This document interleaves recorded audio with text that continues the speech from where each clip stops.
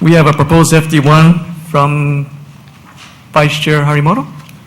Do you have a motion, sir? Yes, thank you, Mr. Chair. I move to amend Bill 14 CD2 to the FD1. As proposed by yourself. Yes. Is there a second to this motion? I'll second that. It's been moved and seconded. Vice Chair Harimoto, your explanation on the proposed FD1, sir? Yes, thank you, Mr. Chair. The FD1 just makes one change, which is to reinsert the $26 million for the second digester of the Sand Island sewage treatment plant. This was in the mayor's budget. It was removed in the last go-round, and now we are proposing to reinsert that. Is there any discussion on the motion to amend to the FD1 explained by Vice Chair Harimoto? Discussion? Further discussion? Councilman Berg. It's a technical question. This may not be the right forum for this. The $26 million is the Sand Island wastewater treatment. To my understanding, if that monies were not put back in, then the waste would be generated back to Honouliuli wastewater treatment plant in District 1. That's where the flow would be diverted to. So I just want to, is that something for discussion at this point? Does the 26 million reinstate do that? Vice Chair Harimoto, you want to answer that question? Mr. Chair, if it's in order, I would like to call the administration to explain that again. Mr. Chair, Is that in order? can I distribute some of the findings that I have? Right. I think we have a request, though, by the move on to have an explanation by the administration.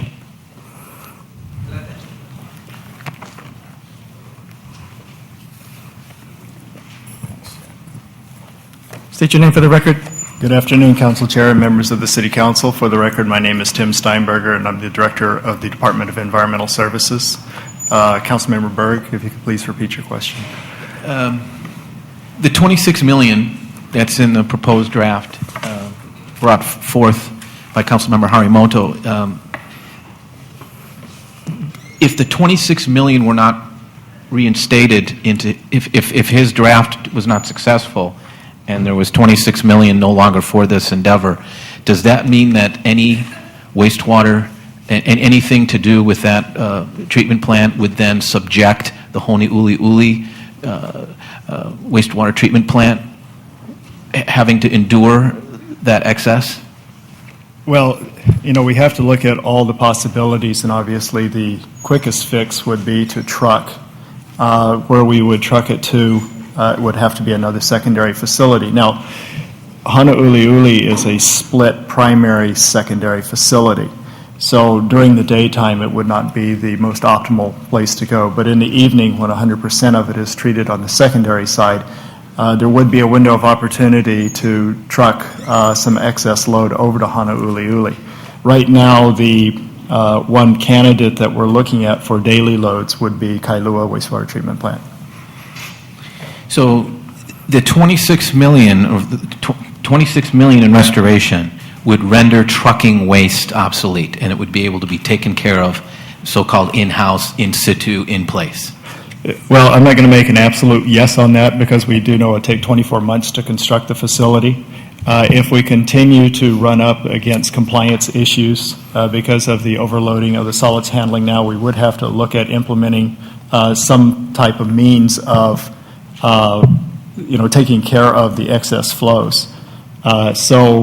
Ideally we wouldn't want to do that, but if we continually have our back up against the wall on compliance issues, it would either be Kailua, Honouliuli perhaps as a later resort. However, the other facility that is out there in District 1 is Waianae Treatment Plant.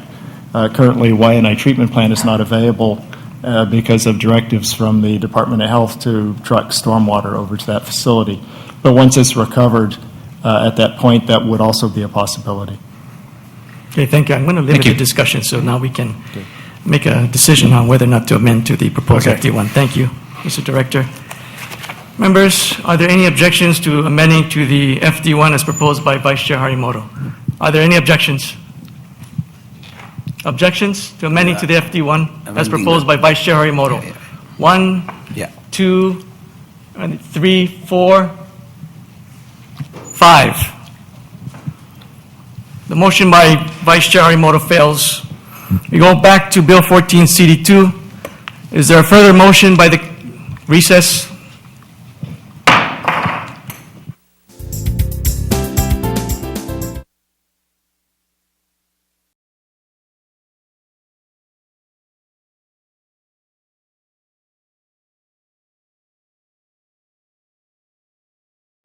Sewage sludge will be hitting the road. These trucks are going to go to Eva Beach, to the Honolulu treatment plant.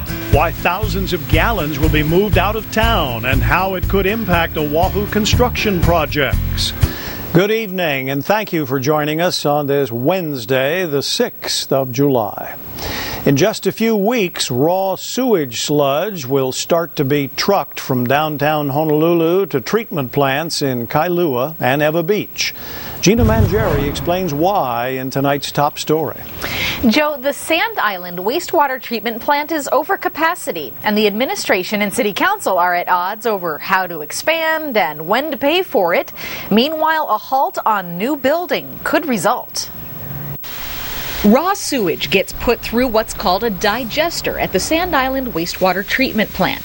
It's maxed out, and either another digester needs to be added or some new technology figured out while an interim treatment process gets implemented. Before that can happen, the overflow sludge has to go somewhere. What goes on in that backyard is now in my backyard. These trucks are going to go to Eva Beach, to the Honolulu treatment plant. There and Kailua. The trucking plan calls for 3 tankers, each with 5,000 gallons of sewage sludge, making 2 trips a day. But that could be the least of the impacts of the treatment capacity crisis if a fix can't be found to take any more solids at Sand Island. Then yes, I'm going to have to take certain actions after consulting with the mayor, such as holding up any more permits for connection until we have something online. Building projects between Halava and Niu valleys could come to a screeching halt because of this potential moratorium on new sewer connections, and it could last years until a permanent solution is in place. We don't want to gamble with that. I mean, we want to make sure that the projects that are planned can move along. The city is working with current operator Sinegro on planning expansion, but the council deleted $26 million from the capital budget for build-out, citing, among other things, a mainland bribery scandal. Meanwhile, the administration continues to work on design for the original plan. You are presuming that this council is more or less a rubber stamp because now you sign a contract without really knowing whether we are going to fund it or not. I do not assume this council will rubber stamp anything. It is always a risk. However, I need to minimize my risks as well. The City Council Wednesday passed a resolution without prior hearings asking for other technologies to be researched within 90 days. We need to take a look at another technology. And I'll be damned if we're going to stop processing permits in downtown Honolulu while we're squabbling over what kind of technology we're going to do. Now, the first run of the trucks will be 1 truckload to each plant, with it monitored for 5 days to see what impacts there are, if any, to the plants before the daily trucking begins. Gina Mangieri, KHON2 News, Hawaii's news leader.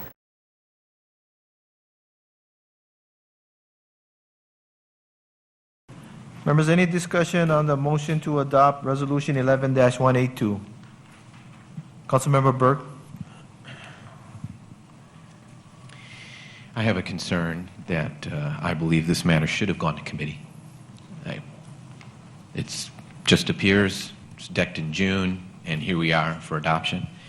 I have been an advocate whereby I believe that the Director of Environmental Services should not be doing things like this. I have a resolution, 11-100, introduced some 4 months ago, but I can't get the Chair of Public Works and Sustainability to hear my reso. And this reso doesn't take salt, Sand Island wastewater treatment plant as its own microcosm. I have the landfill. I got the sludge, the automated automobile shredded residue, and the ash. Everything's going into District 1. So District 1 is saying, wait a minute, let's not take the Director of Environmental Services and inundate this guy. He's trying to keep the medical waste out of the beaches. He's got so much on his plate. So I'm after the ag czar. We got an ag czar in the mayor's cabinet. So let's make in Resolution 11-100, taking this Resolution 11-182 should really be my resolution that looks at every technology, not just what's going on with Sand Island, but everybody, all of our districts, all 9 districts together have a recycling issue, have a landfill issue. And so this is an independent thrust on something that whereby because of the $26 million not appropriated for the digester, the overcapacity means that it's a possibility these trucks are going to go to Eva Beach, to the Honolulu treatment plant. I have a concern with that. I'm excited to see design monies. I want to see Sand Island and that neck of the woods take care of their own issue. So if they can't take care of it, it's coming to Eva Beach. The rest of the island's Opala goes to the Nanakuli area, to the Waimanalo Gulch sanitary landfill. So I really think we're off mark here. I think we're not on the same page. The Resolution 11-100 should get a hearing. It should be about all technologies, not just the presentation you heard earlier by Dr. Lepresti, but whereby we have a czar who says, you know what, Director Steinberger, you can focus on your job. Let's get somebody to look at what's going around the world, what's going on in our own country, and then be able to expedite the permitting process and give us reports, rather than this piecemeal, one by one, issue by issue, someone's own, in their own backyard. Because what goes on in that backyard is now in my backyard. That's why the importance of the Resolution 11-100 that I've been saying every twist and turn on Bill 47 with the tipping fees and everything else to do with recycling and the landfill. I've been adamant. Can I please get a hearing? Can I please get 11-100 heard? I'm in a crisis in District 1 with this landfill, and I'm finding out that we're going to, wow, end of June, and I got a colleague over here who gets it in for adoption. No committee hearing. Here we are, voting on it. I can't even get a hearing. So something's askew here. Something's not right. This doesn't pan out for me, Chair. I support this resolution, but I wanted to make my point in supporting this resolution because I'm for alternative technologies being reviewed. I just have a problem with the city administration with the tasks it has at hand, that they need augmentation. They need assistance. That's why we gave the administration an ag czar, because sustainability and agriculture is so important to us that we as a council body said, you know what? Let's do something about ag. Let's stop talking about it and let's bring somebody to just look at that field, that enterprise of the agricultural industry, and hone in on it. That's what this resolution should do. So this takes it, again, I'm repeating myself, in the piecemeal aspect. It should be broader in scope. It should be looking for alternative technologies, but done so where somebody is completely removed. They don't have to make sure that the landfill isn't going to be breached. They don't have to worry about the capacity of the wastewater treatment plants and where the new ones are going to be built and everyone's sustainability plan that we're talking about. I'd really like it if we could give the attention and importance that this needs and requires and have a complete new recycling landfill czar who addresses all these issues independently as a full-time job. They don't have to worry about anything else. Just bring these alternative technologies to all of us for discussion. This, again, is a piecemeal. I'll support it, but I'm looking for the bigger picture. I'm looking for the solution to finally make that landfill obsolete. This isn't going to do it. So we need something above and beyond. Thank you for entertaining me, colleagues and Chair. Thank you. Thank you, Councilmember Berg.